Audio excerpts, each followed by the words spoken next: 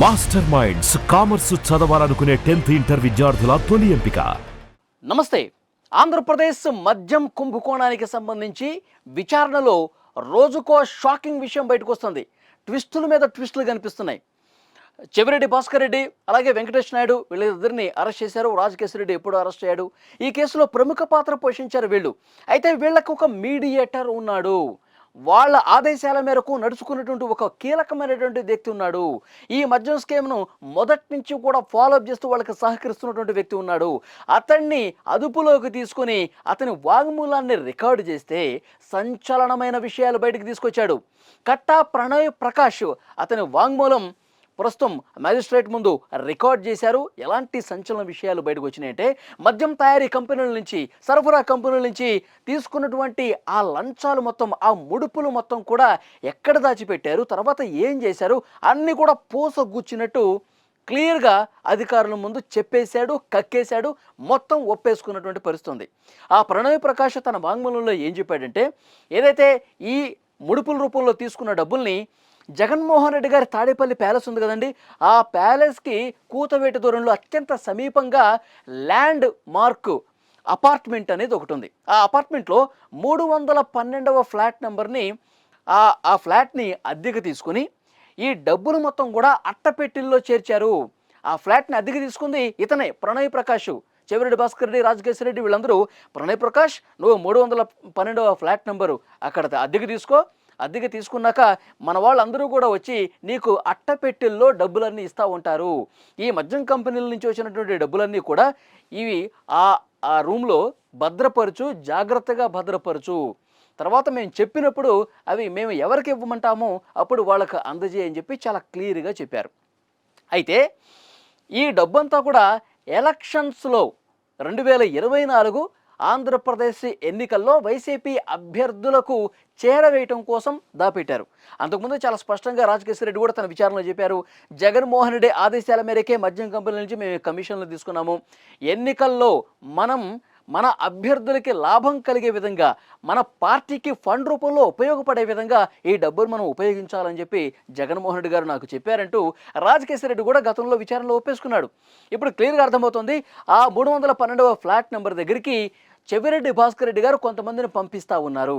ఈ ప్రణయ్ ప్రకాష్ అనే వ్యక్తి ఏదైతే అట్టపెట్టెల్లో డబ్బులు వచ్చినాయో వాటన్నిటినీ కూడా ఆ మనుషులకి ఇచ్చి వైసీపీ అభ్యర్థులకు అందజేసిన పరిస్థితి ఉంది. దాదాపు 500 నుంచి 700 కోట్ల రూపాయల వరకు ఈ 312వ ఫ్లాట్ నెంబర్లో భద్రపరిచినటువంటి ఈ సొమ్ముని వైఎస్ఆర్ కాంగ్రెస్ పార్టీ అభ్యర్థులకు ఎన్నికల్లో గెలవటం కోసం ఉపయోగించారన్నది చాలా క్లియర్గా ఒప్పేసుకున్నాడు. ఇంకొక ముఖ్యమైన విషయం, దాదాపు 1000 కోట్ల రూపాయల వరకు ఆఫ్రికా కంట్రీస్కి వెళ్ళిపోయాయి అని పెద్ద ఎత్తున చర్చ ఉందండి. ఎందుకంటే లోక్సభలోనే తెలుగుదేశం పార్లమెంటరీ పార్టీ నేత లావు శ్రీకృష్ణదేవరాయలు గారు చాలా స్పష్టంగా చెప్పారు, దుబాయ్కి, ఆఫ్రికా కంట్రీస్కి తరలించేశారు సార్, మా దగ్గర ఆధారాలు ఉన్నాయి, విచారణలో చాలా సంచలనమైన విషయాలు బయటకు వస్తున్నాయి, ఆంధ్రప్రదేశ్ మద్యం కుంభకోణం చాలా పెద్దది, ఢిల్లీలో జరిగింది చాలా చిన్నదని చెప్పి పార్లమెంట్లో ఆయన మాట్లాడిన పరిస్థితుంది. అప్పుడే రాష్ట్రం మొత్తం కూడా ఒక్కసారిగా షాక్ అయింది. ఇప్పుడు బయటకు వస్తుంది ఆఫ్రికా కంట్రీస్కి ఏ మేరకు తరలిపోయాయన్నది. టాంజానియాలో, ఆఫ్రికా కంట్రీస్లో జింబాబ్వే కావచ్చు, టాంజానియాలో ఇనుప ఖనిజం పరిశ్రమను ఏర్పాటు చేయాలని పెద్ద ఎత్తున ప్రయత్నాలు జరిగాయి. చెవిరెడ్డి భాస్కర్ రెడ్డి, రాజకేశ్వర రెడ్డి, తర్వాత వెంకటేష్ నాయుడు, చెవిరెడ్డి మోహిత్ రెడ్డి వీళ్ళందరినీ తీసుకొని ఈ ప్రణయ్ ప్రకాష్ అనే వ్యక్తి ఆఫ్రికా కంట్రీస్కి, ఈ దేశాలకు తీసుకెళ్లారు. అక్కడ ఇనుప ఖనిజం పరిశ్రమకు ఏర్పాటుకు ఎక్కడ సాధ్యాసాధ్యాలు ఏ విధంగా ఉన్నాయి, ఎక్కడ ఏర్పాటు చేస్తే బాగుంటుంది, అక్కడ ఉన్నటువంటి అధికారులతో భేటీలు నిర్వహించడం, ఇవన్నీ కూడా పలు దఫాలుగా జరిగింది, నేనే వాళ్ళని తీసుకెళ్లాను అని చాలా స్పష్టంగా ప్రణయ్ ప్రకాష్ అనే వ్యక్తి చెప్పేశాడు. అంటే మద్యం కుంభకోణం ద్వారా తీసుకున్నటువంటి డబ్బుల్ని విదేశాల్లో పెట్టుబడులు పెడతా ఉన్నారంటానికి ఈయన ఆధారం దొరికేసింది. ఎందుకంటే అధికారులు కూడా మీరు ఏ రోజు ఆఫ్రికా కంట్రీస్కి వెళ్ళారు, ఆ ఫ్లైట్కి సంబంధించిన డీటెయిల్స్, తర్వాత ఎన్ని రోజులకు మళ్ళీ ఇక్కడికి వచ్చారు, అక్కడ ఎవరెవరిని కలిశారు, ఈ డబ్బులన్నీ కూడా ఆఫ్రికా కంట్రీస్కి ఎంత మొత్తం తరలించారు, దుబాయ్కి ఎంత మొత్తం తరలించారు. ఎందుకంటే ఇతను ఎక్కువగా దుబాయ్లో ఉంటాడు. దుబాయ్ నుంచి నేరుగా ఆఫ్రికా కంట్రీస్కి మళ్ళీ హైదరాబాద్ రావటం. సో ఈ వ్యవహారం జరిగిందనమాట. ఎప్పుడైతే కూటమి ప్రభుత్వం ఏర్పడిందో, ఎప్పుడైతే వైఎస్ఆర్ కాంగ్రెస్ పార్టీ ఓడిపోయిందో అప్పుడు రాజకేశ్వర రెడ్డి హైదరాబాద్లో ఉన్నటువంటి తన కార్యాలయానికి పిలిపించుకున్నాడంటే ప్రణయ్ ప్రకాష్ని. చెవిరెడ్డి భాస్కర్ రెడ్డి, కేసిరెడ్డి ఈ ప్రణయ్ ప్రకాష్ని పిలిపించుకొని మనం ఓడిపోయాం కాబట్టి మనం జాగ్రత్తగా ఉండాలి, నీ ఫోన్లు ఏవైతే ఉన్నాయో పూర్తిగా నాకు అందజేయి, నాకు సరెండర్ చేయి, 3 లక్షల రూపాయలు నీకు తీసుకో, ఫోన్లు కొత్త ఫోన్లు కొనుక్కో, నువ్వు వాడినటువంటి ఫోన్లన్నీ కూడా నాకు ఇవ్వు అని చెప్పి తీసుకొని on the spot Pranay Prakash ఫోన్లన్నీ కూడా ధ్వంసం చేశాడు రాజకేశ్వరరెడ్డి. తర్వాత ఎప్పుడైతే రాజకేశ్వరరెడ్డి ప్రమేయం ఉందని చెప్పి కథనాలు వస్తున్నాయో, కుటుంబ ప్రభుత్వం ఏర్పడిన తర్వాత మద్యం స్కామ్లో రాజకేశ్వరరెడ్డి ఉన్నాడు అని చెప్పి పెద్ద ఎత్తున చర్చ జరిగిందో, మీడియాలో కథనాలు వచ్చాయో, సార్ మీ పేరు ఇప్పటికే చాలా వరకు పేపర్స్లో వస్తుంది, టీవీలో వస్తుంది, నాకు ఎందుకో భయంగా ఉంది సార్ అంటే, ఏం భయపడాల్సిన పని లేదు, నువ్వు ఫస్ట్ దుబాయ్ వెళ్ళిపో, కొన్ని రోజులు దుబాయ్లో ఉండు, మేము చెప్పే వరకు అన్నారు. తర్వాత కొన్ని రోజులు దుబాయ్లో ఉన్నాడు, తర్వాత మళ్ళీ వచ్చాడు.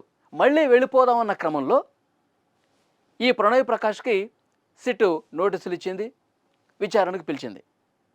కొన్ని రోజులు విదేశాలను దాక్కున్నాడు, ఇక రాక తప్పలేదు, సిట్ అధికారులు ఒత్తిడి ఎక్కువ అవుతుంది, ఏదో ఒక రోజు రావాల్సిందే. సో విచారణకు వచ్చి మొత్తం విషయాలు గక్కేశాడు. ఇక్కడ 312 ఫ్లాట్ తాడేపల్లి ప్యాలెస్ దగ్గర ఎంత డబ్బులు పెట్టారు, ఎవరెవరికి ఇచ్చాడు, తర్వాత ఆఫ్రికా కంట్రీస్కి ఎంత మొత్తం పోయింది, అక్కడ ఏం చేయాలనుకున్నారు, ఇవన్నీ కూడా పూసగుచ్చినట్టు క్లియర్గా చెప్పేశాడు. సో రాజకేశ్వరరెడ్డి ప్రమేయం చెవిరెడ్డి భాస్కర్ రెడ్డి ఆయన తనయుడు చేసింది, ఇది మొత్తం జగన్మోహన్ రెడ్డి గారి డైరెక్షన్లో జరిగిందనేది చాలా స్పష్టంగా క్లియర్గా పోలీసులు ఆధారాలు సంపాదించారు. సో చూద్దాం, ఎందుకంటే రోజుకు ఒక కొత్త విషయం, సంచలనమైన విషయాలు బయటకు వస్తున్నాయండి. మొన్నటి వరకు చెవిరెడ్డి పేరు లేదు. సో విచారణ చేస్తూ ఉండగా అప్పుడు చెవిరెడ్డికి సంబంధించిన ఆధారాలు లభిస్తే ఆయన అరెస్ట్ చేశారు. ఆయన యాక్చువల్గా శ్రీలంక పోదాం అనుకున్నాడు, కొలంబో వెళ్ళిపోయి హ్యాపీగా ఎంజాయ్ చేద్దాం అనుకున్నాడు. ఎయిర్పోర్ట్లోనే బెంగళూరులో పట్టుకున్నారు సిట్ అధికారులు. లుకౌట్ నోటీసులు ఉన్నాయి కదండి. సో డెఫినెట్గా అక్కడ ఎయిర్పోర్ట్ ఇమిగ్రేషన్ అధికారులు ఎవరెవరు ఎయిర్పోర్ట్లోకి వస్తున్నారో వాళ్ళకి క్లియర్ ఇన్ఫర్మేషన్ ఉంటుంది, ఎవరి మీద కేసులు ఉన్నాయి, లుకౌట్ నోటీసులు ఉన్నాయి, ఎవరిని అడ్డుకోవాలి, వాళ్ళకి సమాచారం ఉంది. సో అందుకే చెవిరెడ్డిని ఎప్పుడైతే కొలంబోకి వెళ్ళిపోదామని ప్లాన్ చేసుకున్నాడో, ఎయిర్పోర్ట్లో నుంచి ఆంధ్రప్రదేశ్ సిట్ అధికారులకు సమాచారం ఇచ్చారు, ఆయన పట్టుకున్నారు, అరెస్ట్ చేశారు. సో ఇక్కడ క్లియర్గా మనకు అర్థమవుతోంది, వాస్తవాలన్నీ కూడా బయటకు వచ్చేస్తాయి. ఎన్ని వేల కోట్ల రూపాయలు దోచేశారు, ఏం చేద్దాం అనుకున్నారు, ఇది మొత్తం కూడా బయటపడిపోతుంది. రేపో మాపో కీలక సూత్రధారులు ఎవరు ఆదేశాలు ఇచ్చి స్కామ్ చేశారో వాళ్ళు కూడా అరెస్ట్ కాక తప్పదు.